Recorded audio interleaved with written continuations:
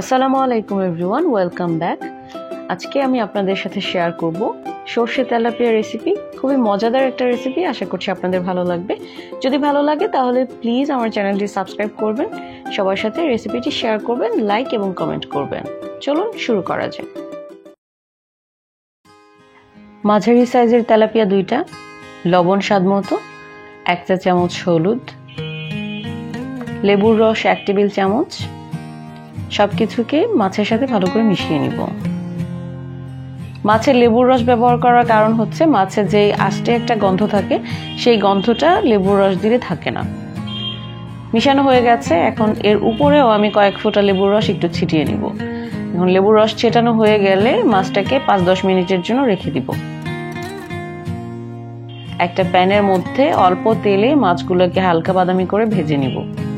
তেল গরম হয়ে গেছে, এখন মাছ একটা একটা করে দিয়ে এটাকে মাঝারি আঁচে হালকা বাদামি করে এপিট ওপিট ভেজে নিব। কড়া ভাজা যাবে না, কারণ কড়া ভাজলে মাছের যে ময়েশ্চার থাকে সেটাও থাকে না, মাছের টেস্টও থাকে না। হালকা ভেজে নিব। ভাজা হয়ে গেছে, সবগুলো মাছ নামিয়ে নিচ্ছি। নামানো হয়ে গেলে এই তেলের মধ্যেই আমি বাকি মাছগুলো ভেজে নিব। অন্য একটা প্যানের মধ্যে তেল দিয়ে নিচ্ছি। এখানে 3 টেবিল চামচ তেল ব্যবহার করেছি। 1 কাপ পেঁয়াজ কুচি দিয়ে দিচ্ছি। এখন পেঁয়াজটাকে নরম করে ভেজে নিব। পেঁয়াজটা নরম করার জন্য আমি এখানে 1/2 চা চামচের মতো লবণ দিয়ে নিচ্ছি। লবণ দিলে পেঁয়াজ তাড়াতাড়ি নরম হয়ে যায়। এখন এর মধ্যে 1 চা চামচ আদা বাটা, 1 চা চামচ রসুন বাটা দিয়ে একটু ভেজে নিচ্ছি। কষানোর জন্য 1/2 কাপ পানি, মরিচের গুঁড়া 1 চা চামচ, হলুদের গুঁড়া 1/2 চা চামচ, ধনিয়া গুঁড়া 1 চা চামচ দিয়ে মশলাটাকে কষিয়ে নেব।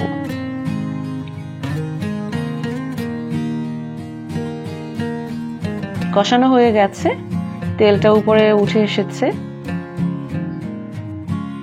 এর উপরে 1 টেবিল চামচ পোস্তদানা পাউডার, 1 টেবিল চামচ সরিষা বাটা দিয়ে নিচ্ছি। এখন এই মশলাটাকে নেড়েচেড়ে ভেজে নিব। ভাজা হয়ে গেলে এর মধ্যে ভাজা মাছগুলোকে ঢেলে দিব। ফ্রাই প্যানে যে তেলটা আছে সব এখানে দিয়ে দিব।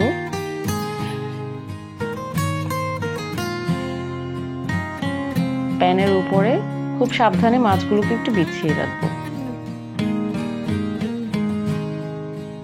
1/2 কাপ পানি দিয়ে নিচ্ছি। এখন ঢাকনা দিয়ে মাছটাকে রান্না করব 5 মিনিটের জন্য।